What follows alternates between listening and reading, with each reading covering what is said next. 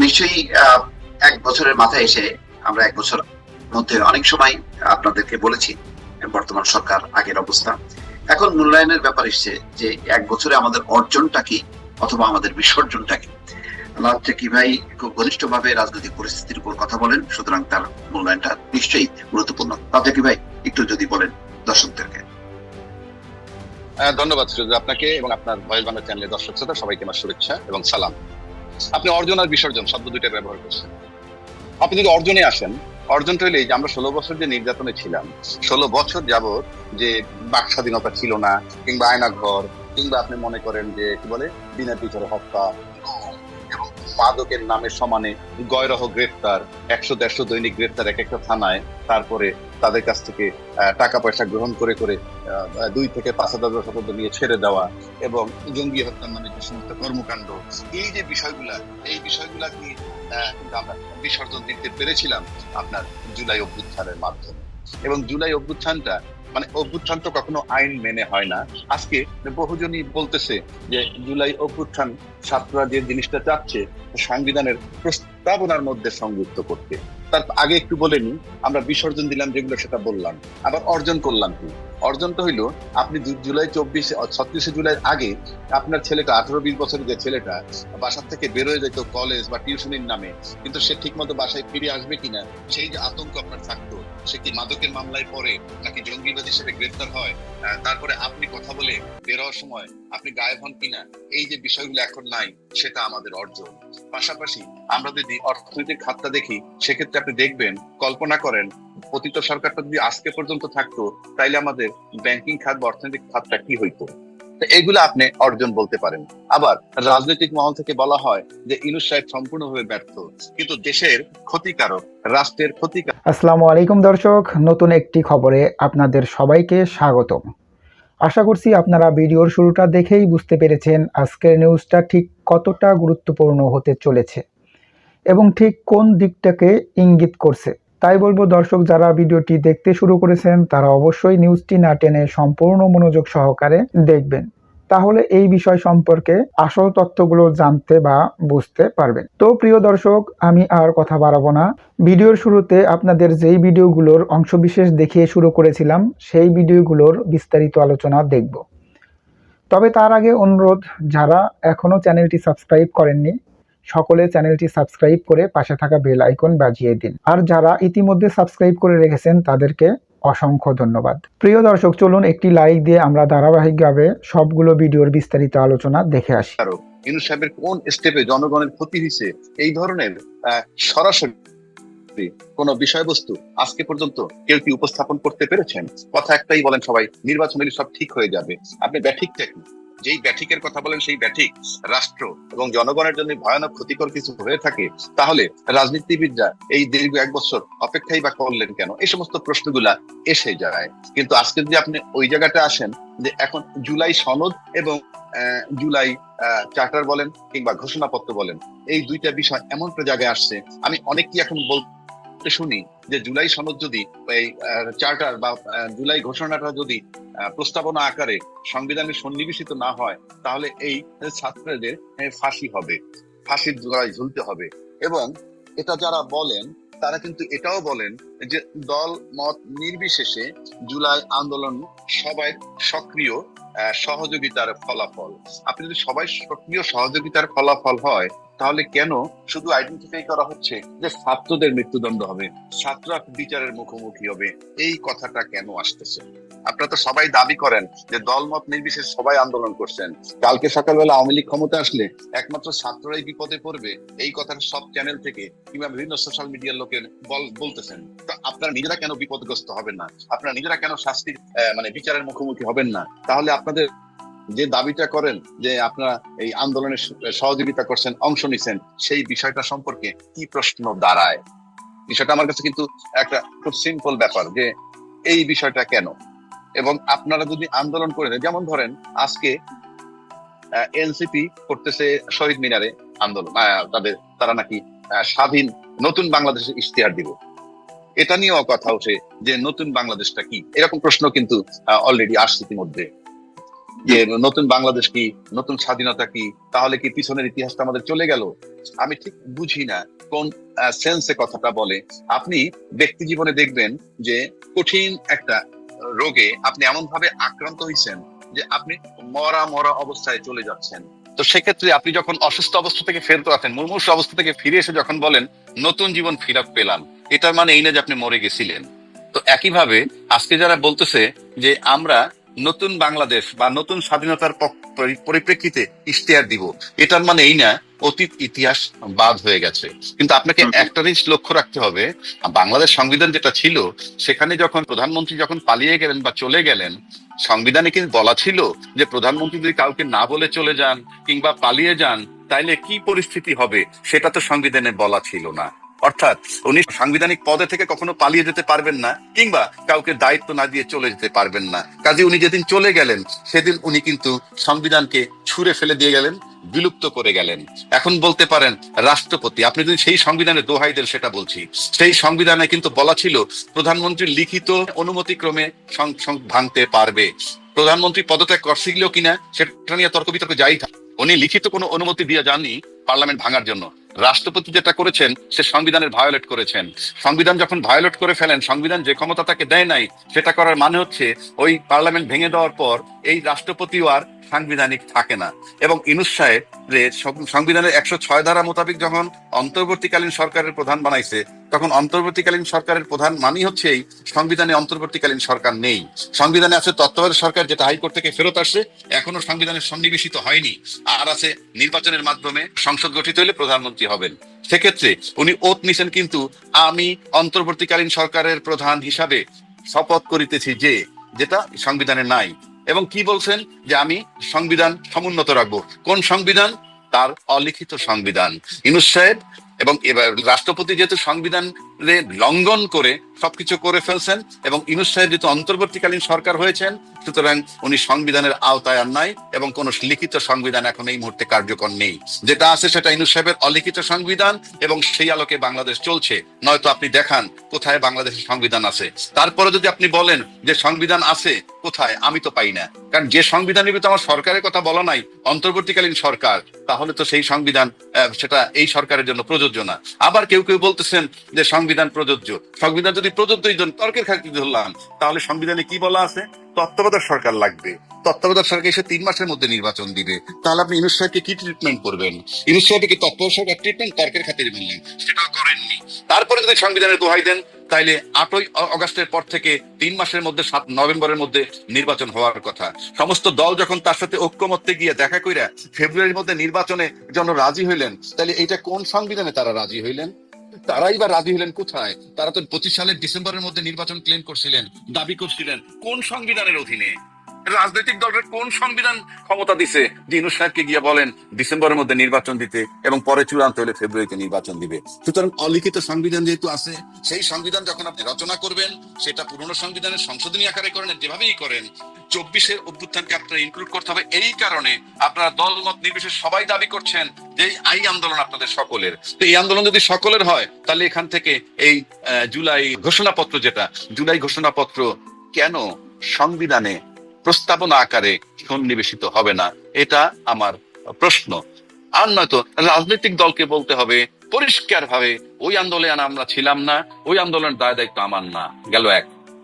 2 নম্বর হচ্ছে কেউ কেউ বলতেছে, মানে এখন যে আলাপ আলোচনা যেখানে আসছে সেটা হইলো পরবর্তী সংসদ আইসা এই সমস্ত কর্মকাণ্ডকে 2 বছরের মধ্যে এটা আনুষ্ঠানিকভাবে বৈধতা দিবে বলে বলা হচ্ছে। এখন সব রাজনীতি যদি এই মর্মে স্বাক্ষর করেন আর নির্বাচন যদি প্রচলিত নিয়মে হয়, তাহলে তো পার্লামেন্টে যাবে মাত্র একটা দল, ক্ষমতায় যাবে। তো আপনি সব রাজনৈতিক দল একত্রিত হয়ে যদি কোনো ঐক্যমত্যে স্বাক্ষর করেন যে পার্লামেন্টে গিয়ে 2 বছরের মধ্যে এটার বৈধতা আপনারা দিবেন, আর নির্বাচনের পর যদি মাত্র একটা দল যায়, তাহলে বাকি লোকের অ্যাপ্রুভালটা, বাকি রাজনৈতিক দলগুলোর অ্যাপ্রুভাল কোত্থেকে কিভাবে নিবেন? সেটা একটা বিরাট প্রশ্ন। এবং সেটা যদি আপনি চিন্তা করেন, তাহলে আপনাকে সংখ্যানুপাত নির্বাচনে যেতে হবে। কেননা কেবলমাত্র সেই পদ্ধতির নির্বাচনেই আজকে যারা স্বাক্ষর করবেন তাদের সকলের, প্রত্যেকটা দলের যারা প্রতিনিধি, তাদের পার্লামেন্টে যাওয়ার, অন্তত একটি সিট নিয়ে পার্লামেন্টে যাওয়ার সুযোগ থাকলেও থাকতে পারে। সুতরাং অনেকগুলা জটিলতা এখানে আছে। আর 3 নম্বর হইল যে এই সমস্ত কর্মকাণ্ডের বৈধতা যদি না দেন এই বাংলাদেশের বর্তমান যারা রাজনৈতিক দলগুলো আছে, এবং সংসদে যদি তারা সংখ্যানুপাত নির্বাচনে না যান, আমি বলছি না কাউকে যাইতে, আমার এটা নিয়ে কোনো মাথা ব্যথা নাই, যাবেন কি যাবেন না, একমত হবেন কি হবেন না, কিন্তু যদি সংখ্যানুপাতে না যান তাহলে তো আপনি আজকে যারা যে বিভিন্ন দলের যারা প্রতিনিধিরা স্বাক্ষর করবেন তারা তো পার্লামেন্টে সবার যাওয়ার সুযোগ নাই, একটা দল যাবে, কিংবা জামাতের 2-3টা সিট নিয়ে গেলে যাইতেও পারে। সুতরাং সেক্ষেত্রে এটা প্রশাসনে দাঁড়ায় কিনা এবং এটা বাস্তবতার আলোকে চিন্তা করতে হবে যে এটা গ্রহণযোগ্য কিনা। সুতরাং সামনে যথেষ্ট জটিলতা আছে, এবং আমি এই সমস্ত জটিলতার কারণে মানে সামনে যে নির্বাচনটা হবে, দিন তারিখক্ষণ কিভাবে হবে, সেই দিন তারিখক্ষণ দিলে কি হবে, দিন তারিখক্ষণ যত তাড়াতাড়ি দিবে তত তাড়াতাড়ি মনে হয় জটিলতাটা আগে আসবে। কেননা দিন তারিখ হওয়ার আগে আপনার সংবিধান দরকার। বাংলাদেশের সংবিধানই নাই, আপনি নির্বাচন কিভাবে করবেন? সংবিধানে বলা ছিল প্রধানমন্ত্রীর কাজ কি, তত্ত্বাবধায়ক সরকার কাজ কি, কিন্তু এ তো অন্তর্বর্তীকালীন সরকার, এর কাজ কি, এ কোথায় কি করবে? তাকে তো উদ্ধার করতে হবে আপনাদের স্বার্থে, দেশের স্বার্থে। যদি আপনি নির্বাচন চান, এই সরকার কিসের উপরে নির্বাচন দিবে, কোন আইনে নির্বাচন দিবে, কোন সংবিধানে নির্বাচন দিবে, বলতে তো হবে। আমার কাছে ব্যক্তিগতভাবে মনে হয়, অনেকেই বলেন, আমি বারবার বলতে শুনি যে যদি এটা সন্নিবেশিত করা না হয় তাহলে ছাত্ররাই বিপদের মুখোমুখি হবে। শুধু ছাত্রদের বিপদের মুখোমুখি হয় তার মানে কি রাজনৈতিক দলগুলো এই আন্দোলনে ছিল না? তারা কি জুলাইকে স্বীকৃতি দেয় না? আপনি অনেস্টলি বলেন তো ফিরোজ ভাই, আপনি দাবি করেন আন্দোলন করছেন, আমি দাবি করি আন্দোলন করছেন, সব দল বলে আমরা আন্দোলন করছি, আমাদের আন্দোলনের ফসল, আমরা 12 বছর আন্দোলন করছি সব দল। তারপরে জুলাই মাসে এসে ছাত্ররা টার্নিং পয়েন্টে আসলো, সবার আন্দোলনে যখন সরকার চলে যাবে সেটা আমরা রাষ্ট্রীয়ভাবে সাংবিধানিক ভাবে আমরা স্বীকৃতি দিচ্ছি না কেন? এটা আমার কাছে একটা বিরাট প্রশ্ন। এটা তো দলমত নির্বিশেষে এত বিতর্ক কোনো কারণ নাই।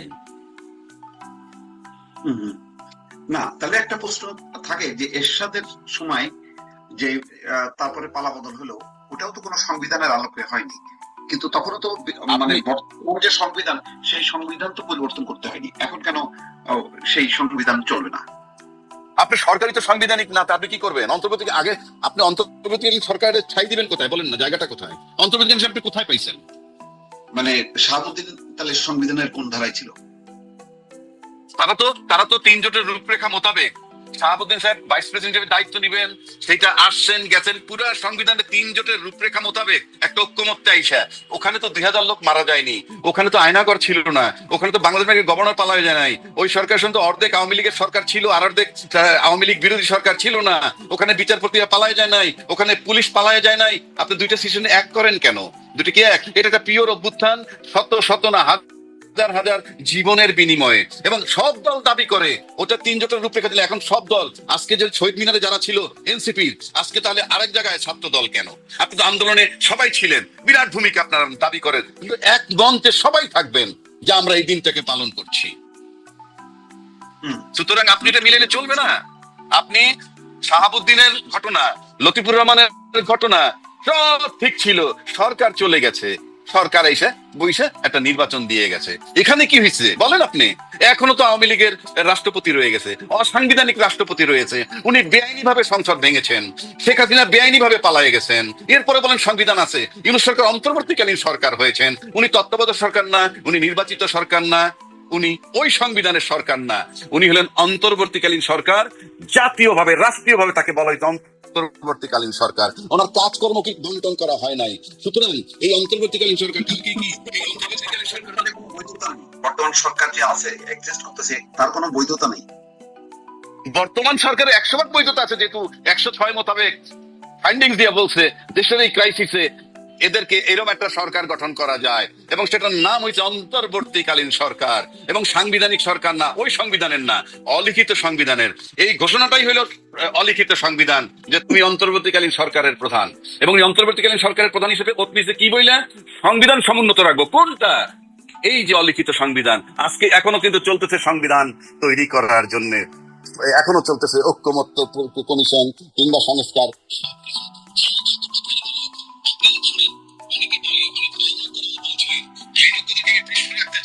যে শব্দটা আপনি আইনের মধ্যে নাই, একটা সেকশনের মধ্যে, ধারার মধ্যে নাই, আপনি কি কোর্টে গিয়ে বলতে পারবেন এই শব্দটা মানে ওই আইনের ভিতরে পড়ে? অ্যাবসার্ড, আপনি বলতে পারবেন না। কাজে অন্তর্বর্তীকালীন সরকার একটা অলিখিত সংবিধান দ্বারা পরিচালিত হচ্ছে, এবং সেটাকে লিখিত আকারে নেয়ার জন্য বাংলাদেশের সব দলমত নির্বিশেষে সমস্ত রাজনৈতিক দলের মানে একান্ত দায়িত্ব বলে আমি মনে করি। নয়তো যারা আজকে বলতেছে যে এইটা প্রস্তাবনা আকারে নাইলে ছাত্ররা বিপজ্জনক অবস্থায় যাবে, ছাত্ররা ফাঁসিতে ঝুলবে, তার মানে কি? তাহলে তাদেরকে পরিষ্কার করতে হবে যে এই আন্দোলন কি শুধুই ছাত্ররা করেছিল এবং সেখানে শুধুই তারা মৃত্যুর মুখোমুখি হবে, শুধুই তারা বিচারের মুখোমুখি হবে? তাহলে সবাই দাবি প্রত্যাখ্যান। আসসালামু আলাইকুম ওয়া রাহমাতুল্লাহি ওয়া বারাকাতুহু। একটি গুরুত্বপূর্ণ ভিডিও আমার সামনে এসেছে এখন। ভিডিওটির কিছু কথা আপনাদের সাথে আমি শেয়ার করব। ভিডিওটিতে গুরুত্বপূর্ণ কথা হলো ভারতের বাংলাদেশ বিমান বাহিনী এবং পুলিশের ভিতরে কিভাবে শক্তিশালী অবস্থায় হাসিনার সময় ছিলেন, এখনো আছেন। এই নিয়ে বিস্তারিত তথ্যগুলা আপনাদের সাথে আমি শেয়ার করছি এখন। একটা ভিডিও যেটি ভাইরাল হয়ে বদলে দিল বাংলাদেশের ইতিহাস। শেখ হাসিনা গণ অভ্যুত্থানের মুখে দেশ ছেড়ে পালিয়ে যাওয়ার সেই ভিডিওর সূত্র ধরে ফাঁস হয়ে গেল বিমান বাহিনীর ভেতরের ভারতীয় গোয়েন্দা সংস্থা রয়ের একটি ভয়ানক নেটওয়ার্কের। প্রিয় দর্শক, আজকের এই প্রতিবেদন জুড়ে থাকছে শেখ হাসিনার সেই ভাইরাল ভিডিও কে করেছিল, কিভাবে বিমান বাহিনীর অফিসারের মোবাইল ফোন থেকে ধরা পড়ে রয়ের নেটওয়ার্ক, কারা কারা রয়ের এজেন্ট হিসেবে চিহ্নিত হয়েছেন, কোর্ট মার্শাল, জেল ও গোপন গ্রেপ্তারের নাটকীয় বিবরণ তুলে ধরবো আজ। পুরো দেশের সামরিক নিরাপত্তায় কতটা গভীরভাবে ঢুকে পড়েছে গোয়েন্দা সংস্থা র। পুরো আয়োজনে থাকুন আমাদের সাথেই, কথা দিচ্ছি নতুন কিছু অবশ্যই জানতে পারবেন। ৩৬ জুলাই ২০২৪ ঢাকা জুড়ে ছাত্র জনতার অভ্যুত্থান, এক দফা স্বৈরাচার হটাও। দুপুরে আচমকা কুর্মিটোলা বিমানবন্দর থেকে উড়াল দিলেন তৎকালীন প্রধানমন্ত্রী শেখ হাসিনা। হেলিকপ্টার বদল করে C-13 যে বিমানে সরাসরি দিল্লি। আর ঠিক তখনই ভাইরাল হয়ে গেছে একটা ভিডিও, শেখ হাসিনার পালানোর দৃশ্য।